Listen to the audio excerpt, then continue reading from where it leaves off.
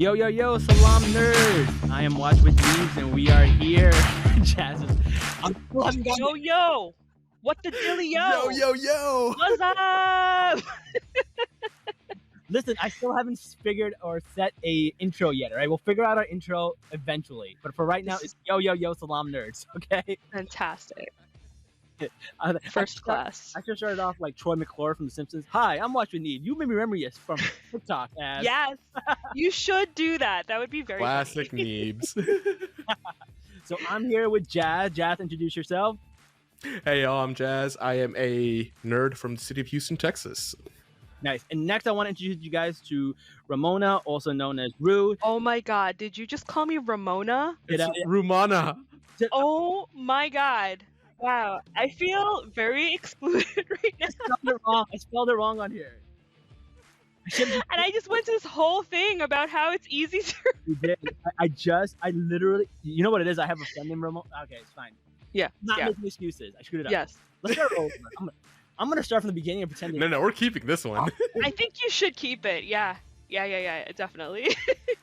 So I know Rue from Instagram, and we met at a Comic-Con, and she is a hijabi cosplayer, and she's been in all these like publications. I've seen her go viral so many times. Tell us a little bit about that. Hey everyone, Salaam. I'm Rue, and I go by Halali on Instagram.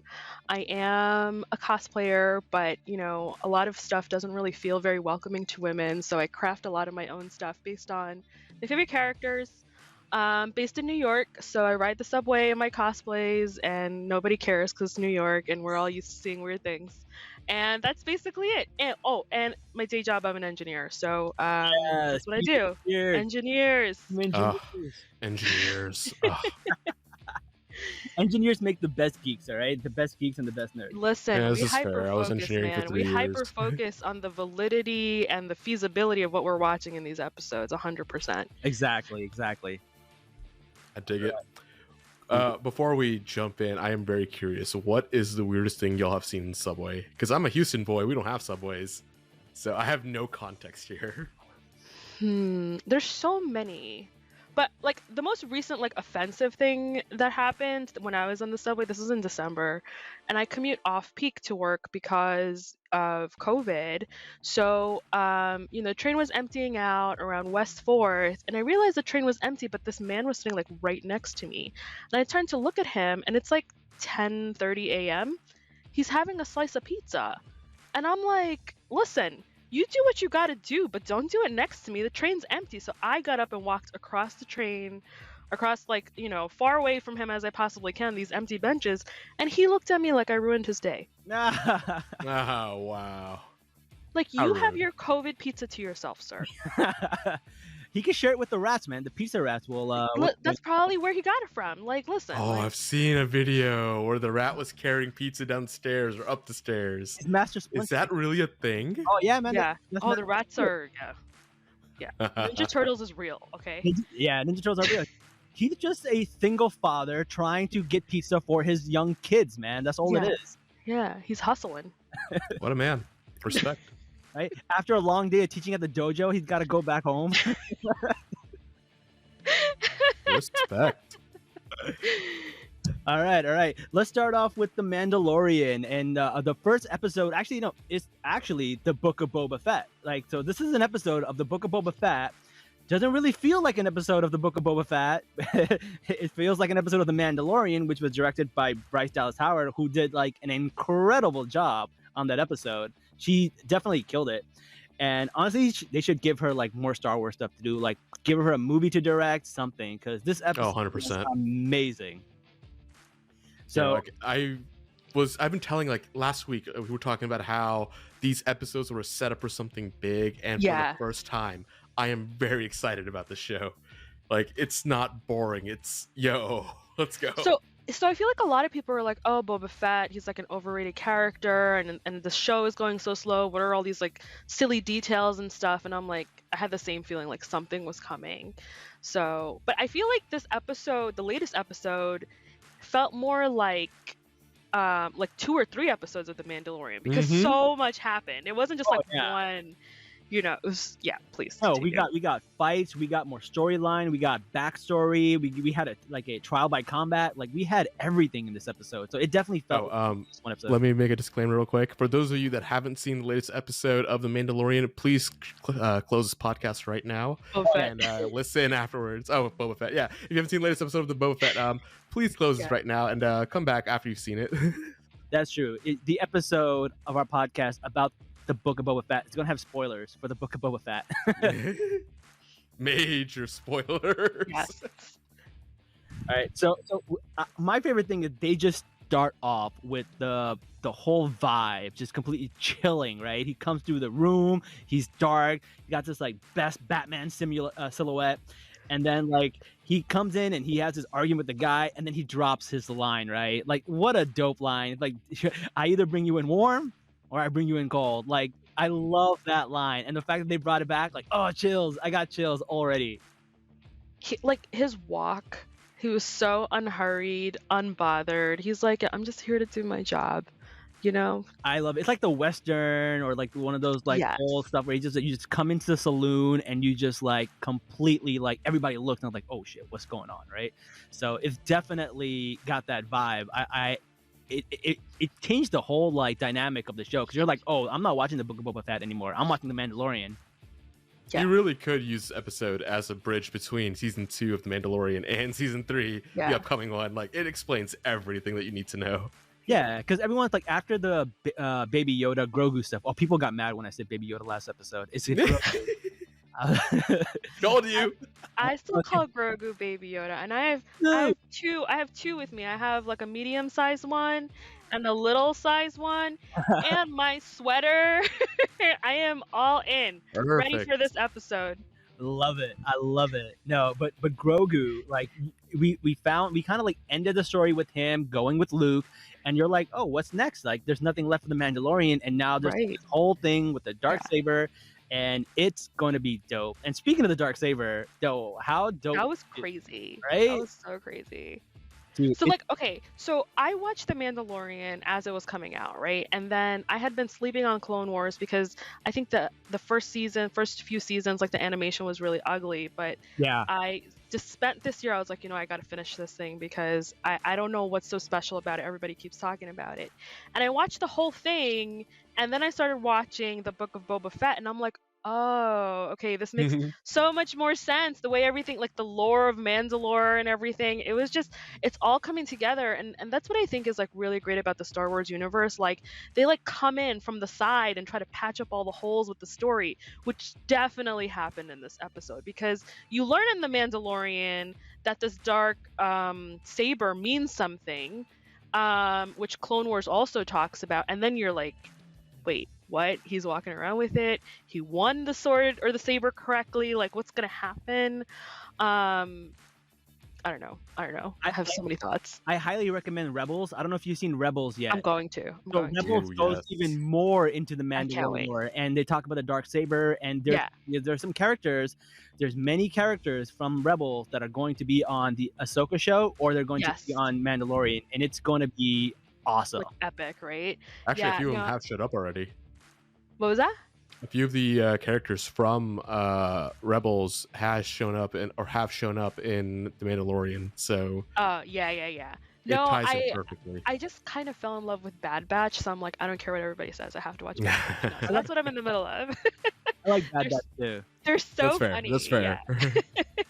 It's funny because like these shows adds more layer to the movies, to the shows, to everything, right? So if you watch Clone Wars, it makes you appreciate Revenge of the Sith so much more. It's such a better movie after watching that. And I love that how all these shows do that, right? And I feel like a lot of that's going to happen to Marvel. I feel like as Marvel's coming out with these TV shows, they might not be the best TV shows, but it's going to add layers, right? Like the Eternals was a good movie, right? But it's not the greatest movie. But as we see these characters in other movies and in other franchises, that movie is going to have layers added to it, and it's going to age really, really well. Yeah, I wasn't sure about Eternals, but what I do like about it is that's very different from the prior Marvel movies, very different. Which is why a lot of people didn't like it, because it's not like the same like blockbuster like formula, which, to each their own. There's something for everyone, I feel.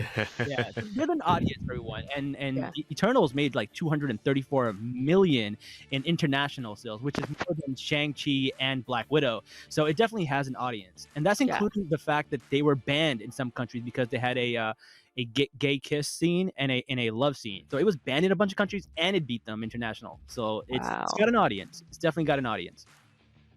Interesting. I didn't know it was banned for that reason. I didn't know either. That makes sense now that I think about it. Yeah, it definitely did. But back to the Mandalorian. I really enjoyed that fight. Boba Fett. We're gonna be doing this all episode now. Back to Star Wars. I am clearly the editor of this episode. I'm just gonna send you the files, and you can just do this. Thanks. You can tell we have no idea what we're doing. None whatsoever. This is really fun. But I did enjoy the Mandalorian turning them into shish kebabs. I thought that was very appropriate. Yes. Yes. Okay. So I don't know. This is me like hyper focusing on the detail, but you know, like when they walked in, like the opening scene, they had like the animals, like because they were like butchers and stuff, and I'm like, are these alien animals or are these just cows? No, they're animals. No, I know, but I'm like, are these like Star Wars animals or like regular like Earth animals? And I don't know the answer to that. But this was definitely a thought I had. Can you make the space animals Zabiha or no? Ooh. So I think this is a topic for another, like hooves. Are they carnivores? Are they sea creatures? But then you wouldn't want to eat like Jar Jar Binks, because I wouldn't. I don't care that he's a sea creature. So thoughts? I mean, Jar Jar Binks is a Sith. I don't know if I can eat him. Or Admiral Akbar. I would not eat him either. Admiral Akbar is just eating fish. Is he delicious? Sorry to sidetrack, but yeah. So he was badass through this mysterious butcher shop. I think the chickens in The Last Jedi might be halal though, right? Luke was like, "Oh, of course." No, this episode was really interesting. It was funnier than the other ones, I thought. Like when Mendo had to find the Mandalorian. I should actually use these names properly, or Din Djarin. When he had to unload all of his weapons to use public transport. Like, yeah, that was so good, right? Like a nod to the TSA, and it was just, he's like, oh my god, it was so great. I loved that. That's another reason why I think the Mandalorian is coded as Muslim. Look how he had to go through the airport. I totally agree with this, because like the Jedi are clearly like modeled after like the Catholic Church, right? Right. And then like, they were like whatever, like the Mandalorians and like the whole like Children of the Night or Watch or whatever they were called from it, like they were like terrorists and seen as terrorists, even though they were trying to like become sovereign in their own land and stuff, and they're hated and misunderstood, and now they're just hunters and you just hire them for mercenary jobs. I'm like, clearly the Mandalorians are Muslim in this whole like universe. It's like the parallels, like you couldn't make it more exact, and it's then uncanny. It's really uncanny. And like, I like talking about this stuff, and it's not like to take away or erase any of the other lores of the Mandalorian, right? Like they're rooted in like Celtic, and there's some like Mexican influence, right? So it's never to say like, oh, they're not this, but they are this, but to add to it, right? And I think like one of the best parts about that is that I feel like people can watch this and empathize with us a little bit, right? Like you see what they go through, and you're like, you know what, this is kind of like how we're treating so and so, right? And if you can empathize, that's the best part of cinema. That's the best part of television right there. Right. Agreed. Right. No, and like when the last episode, no, not the last episode, in season 2 when Din Djarin took Grogu to that like swamp area, and like we thought that he was gonna like fall in love and marry, and like that like little romance over there. And he refused to take off his helmet, so there are a lot of talks about hijab over there, a lot of chatter, and then like there are a lot of memes, a lot of hijabi memes there. And then the last episode of season 2 of The Mandalorian, when he took it off, like everyone was just like, oh my god, like he took off his helmet, like this was like so big. And a lot of people were like, I forget which episode. Oh yeah, the one where like the robot was healing him, right? Because like, yeah, because he, like, whatever, he got like blasted by what's his face, Moff Gideon. Right. Everyone was like, oh, he's like such a hot character and he does not look good without, and like attractive actor, and he does not look good with the helmet off. And every hijabi was like, yes, we all look that terrible, you know, immediately after you take off the hijab, because like your hair is plastered down, it's all greasy, and he's been wearing that helmet for 8 days straight. Like, of course he's gonna look terrible. So there's a lot of parallels. That's so true, because I've never seen a hijabi take off her hijab and what she looks like, right? Like, unless it's, like, I don't have a sister. Your family, right? Yeah, if your family doesn't do it, yeah. Well, like, yeah, I'm sure that like when they're taking off all this stuff, they're not looking their best. So yeah, when Jin looked all busted up and sweaty and his hair gross, he looked gross. Yeah, I can see that. I can see that. Every hijabi looks like that when they take off their hijab, unless they've shellacked their hair in like gel and stuff to make sure it doesn't look like that, like if they're going to a party or whatever. So that was so accurate. That was so accurate, and I really appreciated that attention to detail, because imagine he came off with like a suave, like coiffed hairdo, and I'm like, no, come on. That is You're wearing that thing. That is a good point. I would have never made that connection. That is so funny. That is something only like hijabis can relate to. And yes. Like, someone said in my comments, like, the Mandalorian is my favorite hijabi, and I was like, that's yes, agreed, yes. agreed. Yes. Listen, he is the strictest hijabi portrayal I've ever seen on any media. I know, right? It's so funny. It's so funny because like, and they don't play around. They're like, I thought we were strict. I thought we were strict. Like he have to atone somehow just because he took it off once, right? Right. And I like, as soon as I watched the episode, I hit up all my friends and I'm like, yo, the Mandalorians are stricter than Muslims. Like, even in Islam, like he's an apostate. And that word apostate like is like a legal term in Islamic fiqh, in our jurisprudence. Like, if you are an apostate, you know, like that has like severe ramifications that I'm not going to go into in this podcast because nobody needs those sound bites. But like, oh my god, like it's such a bit, you're like literally excommunicated. You cannot be part of that community or society. You have no benefits. Like, you're seen as an enemy or invisible, even worse, right? And like the whole episode, like it tugged on your heartstrings because you're like, oh, he found his family, right? Like, he didn't know that the armorer and the other guy were alive, and they were like, in their very cold, standoffish way, like so happy to see each other, and they're like, too bad, so sad, we don't really care about the circumstances, so you have to go to some planet underneath something that doesn't exist anymore and like do ghusl and come. No, that's honestly, the parallels are there, and they're so strong, and I feel like it's so funny that like it's like but we see it in our community all the time, right? Like, if we're not wearing it correctly, they call it offer, right? Right off the back, someone just said that, right?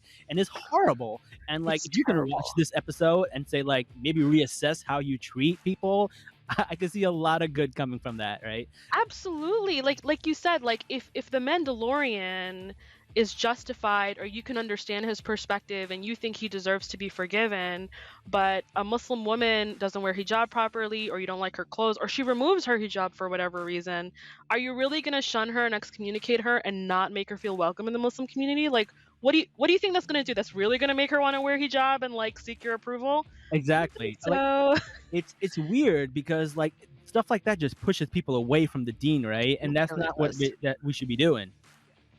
Yeah, but it's really interesting. And the other thing is, I forgot the guy's name. The guy who battled the Mandalorian for the dark sword, he was actually happy to see him, because they were like, in the beginning they were like, oh, thank you for saving us back in this spot. He was like, yeah, no problem. They were bonding, and then all of a sudden he found out he took off the helmet. He just flipped the switch on him, right? And like, already no, you didn't see the way he was like eyeing the dark saber. He was eyeing the dark saber, yeah. That did add to the element to it. I would agree, but I feel like even without the dark saber, that guy would have done it anyways, because he's so strict in what he does, right? And I feel like a lot of people, even in our religion, what they do is like, there's a lot of people who are super strict, and they see people who are not adhering to some of these things, and a lot of it comes from like resentment, right? You're like, I'm doing this, why is this person not doing this? And then because of that, they lash out and they say these horrible things to people, right?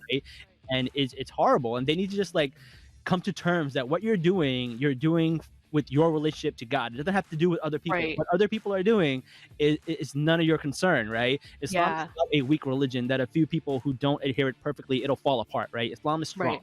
So Right. just worry about you and you'll be okay, right? You're not a Yeah. scholar who's Correct. out there doing speeches and stuff like that, right? They're the ones that are like pushing stuff like that and educating people. You're just a dude in his basement talking about cartoons, and like you shouldn't be telling women what they should wear. Yeah, I also think that to delve even deeper, right? Like I appreciate like the armor is like the imam or like the caliph, like a khalifa of this, you know, group or unit. I really appreciate like how she doesn't cast judgment, but she's like, this is like what the lore says. You know, these are the things that you're supposed to do. She never puts like her personal opinions in, which I thought is like a really good way to do it, which a lot of imams don't do, and they're like, oh well, you know, if the woman leaves the house, you know, she's not a good wife or whatever the hell like some of these imams say these days. But I also think the other thing that really struck me as we're talking about this is like these are this covert of Mandalorians are exiles, right? Or immigrants or emigrants or whatever they are. And they're super strict. And we see this a lot in the American Muslim community, especially the immigrant communities, right? Like when they come, like my family's from Bangladesh, you know, and a lot of the Bengalis here who are religious are super, super strict. And their counterparts, their family members, friends, or whatever, back in Bangladesh, they're not as strict the way we are because they're in a Muslim society and they've evolved in a certain way along with the times and technologies and whatnot. But here, they're just like, this is all we know. We're afraid of diluting our religion and culture, and they become like super strict and hunker down. And I see that same parallel with this group, because remember how Mando was so surprised by Bo-Katan and her group of people when they took off the masks and stuff, or helmets rather, and he was like, what, this is very different, because they were never really, they were part of their, you know, community. So like they slowly evolved, and this was like a group of extremists like off on a moon somewhere. So I thought that parallel was also really interesting. How amazing is his acting that you can't see his face at all, but you know exactly how he was feeling when he saw them take off the helmet. Like you knew his face was like, say what? Like it was so, the acting was so great. Like it's so cool how they did that. Yeah. Subtle like head move to the left, to the right. I know. He's like, wait, are you seeing this right now? Yeah. Yoda, you see this? Yeah. No. Almost breaking the fourth wall. Incredible. Yes, absolutely. His acting is phenomenal. Absolutely. The acting is great. I don't even know if it's him half the time in there, but whatever it is, even just the voice acting, it's just amazing because you can hear his emotions and his facial expressions through his voice almost. Yeah. It's really cool, but it's one of like, I don't know, man. This episode got me so hyped for the next season because I'm so excited, and I'm gonna see like how he's gonna rectify this because there's no way for him to atone. How is he going to, like, this guy has the Darksaber. He can bring back like Mandalore and save Mandalore or whatever, but he's still excommunicated in like in his community, and it's one of those things where like you could be doing so much good for your community. Right. Someone will always point out that you're not wearing a hijab. You could be, you could become the president of America, which would be a great thing for like Muslim Americans, but someone will still point out that she's not wearing a hijab. Like, it'll happen no matter what. You're so right, and I hate it. I know, right? We could have a Muslim female president, and she could stop all the wars in all the Muslim countries and take America out of it. Muslims will still complain she's not wearing the hijab. Well, not even that. They'll be like, oh, according to Islam, women are not supposed to be leaders. You know, she's performing a haram action by running for president and being president. What a jahil. That's what's going to happen. God. You know, like, and listen, you're not wrong. I hate it. Was the MSA president, okay? And you know what? Whatever. Like, if people just like, you're totally right. People take these things like out of context and like, you know, and I feel like in our religion, you know, there's this concept of haqq, you know, where like if you have a quality, you have to do justice to it by using it, you know. So like if you have an education in a certain like field or whatever, you should be using that education or the skills you gained from that education or job and like move it forward, because you're going to be held accountable for that. And that is like another quality of the Mandalorian that I really like. He knows how to get stuff done. So he's like, all right, fine, I'll go do it. You know, like he has no like, compunction about like, oh no, I only collect bounties. Like that's like I really like his personal like perspective to like, all right, this is the situation I'm in, I'm gonna go deal with it now. And I wish more people would be like that. No, I definitely like the way he goes about like these little quests that he has, and it's really funny because I know, like for me, like I'm Pathan, so I am like I have lineage in Afghanistan, and one of the tenets that they have in their culture is that if somebody is a guest of yours, it's your responsibility to protect that guest with your life. That's your responsibility. It's this thing they have in their culture, right? And that's basically how he treats Baby Yoda, right? With Grogu. Yeah, like, yeah. This is my care. I'm gonna protect this person with my life. And I was like, these parallels are so amazing and so cool. And even the whole thing with like how the Mandalorians live is very similar to like in Afghanistan, how we have the Taliban and the Mujahideen, and there's a faction, and they're very strict and they're very fanatical. Yeah. They're both hunter and prey. They fight out of caves. Like the parallels are there. Like they're really strong, right? Yeah. And not to take away from other cultures, but to add on to it and say, look, these are things that we have noticed from this show that resemble our culture, and we're like sharing it with people, right? Right. So every now and then, people get the wrong idea and they're like, oh, you're trying to claim this as your own, and that's not the case here. We're just trying to say, hey, this is our culture, and like you're welcome to this information that we have, right? Enjoy it. It's like it'll add on to your experience. I disagree. I claim the Mandalorian. He's Muslim. I think we all claim him now. After this episode, we claim him. Listen, game over. Okay, we can claim him, but like, wasn't Islam spread by the sword? The dark sword. People say that stuff all the time. All right then, like, come on. I just we're gonna use the racist people's rhetoric against them to claim them. Yeah, seriously. No, I also think like from the Muslim perspective, like I think we're talking about how like Din Djarin is like not forgiven and will not be forgiven, and I think like as a big wake up to the Muslim community, like we should see like how unjust that kind of like perspective is, and we should be more kind to each other, definitely to Muslim women, Muslim men, whatever, but like he had genuine intentions, and I think that's at the end of the day, like we don't know what's in people's hearts, right? And like we all like Mando tugs at our heartstrings because we can see what's in his heart, but like the armor and everybody else doesn't care about that because they can't judge his heart, they can only judge his actions, so there's that aspect too. Like we can only judge each other's actions, and that's also something that we should consider. Like when we do something, like people might take it a certain way because it looks a certain way, so like nobody knows what's in our hearts. So there's a lot of things there, where it's a very complex episode, which it is very complex. They have a Muslim on like their team or something. Like, they for sure do somewhere. There's no way they were doing all this with that one. They have to have one. And if not, they can hire me. Like, please, I'm available. We are getting some Muslim representation in the Ahsoka show. What's the name? Mena is joining. I think he's going to play.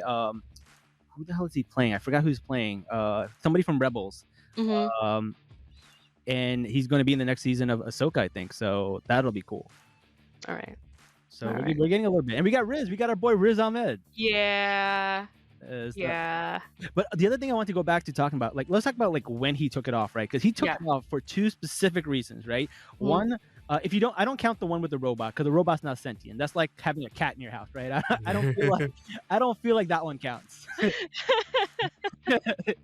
Like your cat can see you without a hijab, I'm pretty sure, right? Yes, that's true. All right, so the robot doesn't count, but I do count the time that people's lives were at risk, right? And he had to take it off so he doesn't get caught by the yeah, that was a big deal. And that reminds me of like situations like sick people, right? Like when they take off their turban, like we've seen the stories where a sick person takes off their turban to save somebody, right? And that's like a big deal. Like that it's part of their culture, it's part of their religion, and they make exceptions for these things because they know that a person's life is worth more in these situations, right? Right. And that's when he took it off, and like that's a perfectly great example of like I would give that a pass.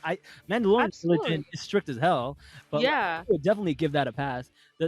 Even in Islam, I think you're allowed to like not show that you're a Muslim if your life is in danger. I think that is part of it, right? So so that's another reason. Like you're totally right. Mandalorians are more strict than Muslims. Like in our religion, we can consume pork if that would save our life. You know, like the thought of it makes me want to vomit. But like it's true. We can do that. So Mandalorian can't. He can't have pork.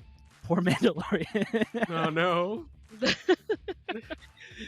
Grogu can eat whatever he wants. Oh my god! When he was eating frogs those, and everything. Babies, oh. You never had frog legs? Oh my god! All right, I hear they taste like chicken. The second time he took it off was probably the last time he was ever going to see Grogu, though, right? Yeah, his son. Dude, that for me, like, yeah, that's his son. I would be like, to me, that gets a pass too, because one is like physical danger, and the other is like an emotional like thing that he was going through, right? Like those two reasons are very, very valid. And the armor Mandalorian didn't even want to hear it. And like I get it, like she was like not mad about it. She was not like, making him feel bad about it. But he's like, rules are rules. It is what it is. And she's just like, I don't want to hear it. And like I honestly feel like the 2 times that he done it was fair. Like those are fair. Like he might never see Grogu again. He didn't know. Right. They should have like an exception process, like you fill out forms in triplicate or something. Like that, you know? Beam them across the galaxy. Yeah. I also like, you know, thinking about it from the armorer's perspective, right? Because we're following the Din Djarin as like you know, the hero here. But like from her perspective, like she's a leader with no land, no power, no nothing, and like what does she really have at the end of the day? Right? She has the rules and any sort of followers, and like that's it, you know. I kind of wonder like what she's going through, her perspective. I hope they explore her story also, because she's such a bad, like they shouldn't have been able to survive the attack on the covert back in wherever it was. And then when she said like, you know, the Beskar spear is a danger and should be melted down to something, and when he wanted something made for Grogu, she said like, you know, like he's with the Jedi now, what are you doing? But she made it. She did, you know, like that so like there's definitely something more complex going on there, and I'm really curious about that too. Like the way she even wrapped it in the shape of his face, it was so cute. And the like attention to detail, she's a great character, and I hope we get to explore her more, because I definitely want to see, because everything she's saying, like she's doing it for the protection of the Mandalorians, because she's like, this is the way, is basically because they did things this is the way, this is how they survived, and so many other people did not survive because they didn't adhere to this like way of living, right? So it was really for their protection.